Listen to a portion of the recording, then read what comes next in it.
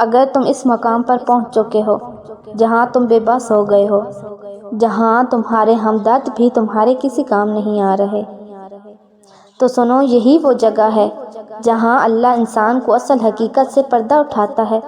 جہاں اللہ تمہارا ہاتھ تھام لیتا ہے۔ دل میں رہنے والا رب دل میں ترتی دعاؤں سے بھی بخوبی واقف ہے، اور جو تم مانگنے کی ترکیبیں سمجھتے ہو وہ اصل میں خود تمہیں راستہ دکھاتا ہے۔ تم جب یہ جان پاتے ہو کہ معجزے ہوتے ہیں، وہ اس سے پہلے تمہیں جھولی پھیلانا سکھاتا ہے۔ کیوں تم ان وسوسوں میں پڑے ہو کہ کیا ہوگا؟ کیوں تم غور نہیں کرتے؟ جب اللہ نے تمہیں تمہاری رہنمائی کر کے تمہیں بنایا تھا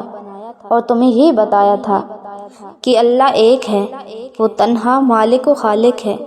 ساری کائنات اس کے سامنے سجدہ ریز ہوتی ہے،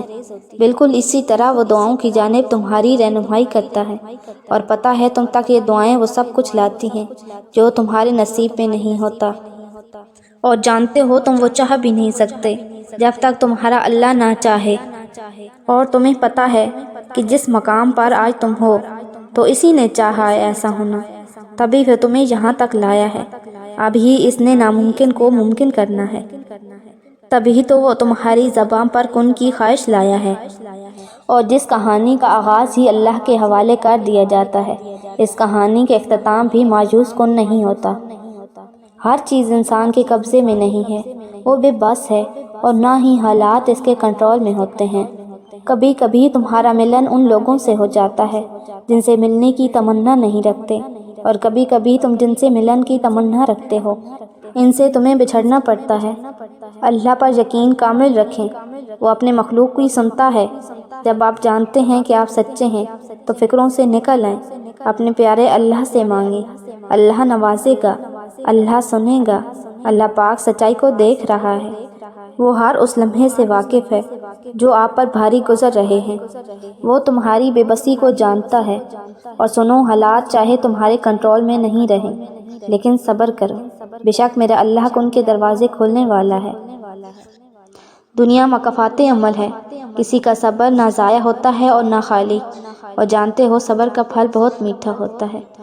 اور اللہ تمہاری ایک ایک اذیت کو دیکھ رہا ہے، ہر اذیت کا حساب لکھ رہا ہے، تو وہ اسی طرح ہر اذیت کے بدلے تمہیں خوشیوں کا بدلہ دے گا، اور بہت اچھا دے گا۔ اور جب تم سجدے میں تڑپ رہے ہوتے ہو اور ہاتھ اٹھاتے ہوئے تمہاری زبان خاموش ہو جاتی ہے، وہ سب جانتا ہے کہ تم صبر کرتے کرتے اب تھکان محسوس کر رہے ہو۔ یقین اور ایمان رکھو، وہ کبھی امید رکھنے والوں کو نا امید نہیں رکھتا، اور یاد رکھو ہر اذیت کی ایک مقررہ مدت ہوتی ہے، اور جب یہ مقررہ وقت گزر جاتا ہے تو نہ درد شدت یاد رہتی ہے اور نہ انسان پہلے جیسا رہتا ہے۔ تو اللہ تو ٹوٹے ہوئے دلوں میں بستا ہے، اور جس کو اللہ مل جائے اس کی خواہش یا حسرت کبھی دل میں نہیں رہتی۔ اور جانتے ہو جب اللہ کی مخلوق تمہیں توڑتی ہے تو اس توڑنے میں جوڑنا چھپا ہوتا ہے، تو یہ توڑ ہمیں اللہ سے جوڑتا ہے۔ اور جب دعا مانگتے مانگتے آنسو تمہاری آنکھوں سے بہنے لگیں تو سمجھ جانا کہ تمہاری دعا اب قبولیت کا شرف حاصل کرنے والی ہے، اور اپنے نصیب کو اس کے حوالے کر دو، یہ سوچ کے نہیں کہ وہ بہتر کرے گا، بلکہ یہ سوچ کر کہ اس سے بہتر کوئی کر ہی نہیں سکتا، وہ بہتر سے بہترین نوازتا ہے۔ جب تم مایوسی اور ناامیدی کے راستوں پر چلنے والے ہی ہو تو سورہ ضحیٰ پڑھا کرو، کیونکہ جب حضرت محمد صلی اللہ علیہ وسلم پر 6 ماہ تک کوئی وحی نازل نہ ہوئی اور نہ جبرائیل آئے اور نہ خواب میں ان کو الہام ہوا تو وہ بہت پریشان ہو گئے، تو اللہ نے سورہ ضحیٰ اتاری، جس کی تفسیر میں آتا ہے تو رات کو جلدی سو جاؤ اور صبح جلدی اٹھ کر چمکتی صبح کا نظارہ دیکھو، تاکہ تمہیں پتہ چلے کہ اندھیری رات ہمیشہ نہیں ہے بلکہ اس کے بعد چمکتی صبح ہے۔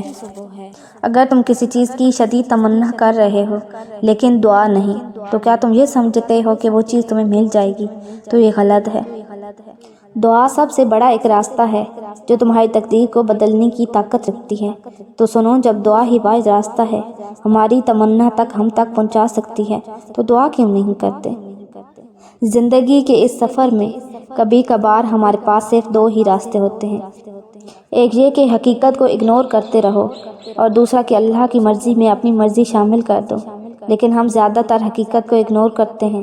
اور اسی کو آسان سمجھتے ہیں، اور حقیقت کو اگنور کرتے کرتے اتنا دور آ جاتے ہیں کہ ہماری ذات بھی دکھائی نہیں دیتی۔ اس بات کو غور سے سمجھو، جو معاملات تمہارے بس سے نکل چکے ہیں انہیں تو کبھی بس میں نہیں کر سکتے، تو پھر اپنے معاملات کو اس کے حوالے کر دو جس کے بس میں یہ معاملات ہیں۔ مقدر سے لڑائی چھوڑ دو، اور کبھی کبھی ہمیں ہر چیز کی حکمت فوراً سمجھ آ جاتی ہے، اور کبھی کبھی وقت گزرنے کے ساتھ سمجھ آتی ہے۔ ہو سکتا ہے آپ کے ساتھ جو ہو رہا ہے نظارہ برا محسوس ہو رہا ہو، لیکن وقت پر تمہیں سمجھ آ جائے گا کہ اصل نعمت تو تمہارے لیے تھی جو تمہیں نظر نہیں آ رہی تھی، کیونکہ اللہ کو معلوم ہے، اس لیے وہ ہمیں بچا لیتا ہے ہر نقصان سے، اور یہ باتیں وقت بتاتا ہے اور سارے راز کھول دیتا ہے۔ بس اسے یقین کے ساتھ دعا کرو کہ اللہ بگڑے نصیب کو سنوارنے پر قادر ہے، اور اس کے سوا ہماری کہانیاں مکمل کرنے والا کوئی نہیں۔ بے شک وہ ناممکن کو ممکن کرنے کے لیے بس کن کہتا ہے، بے شک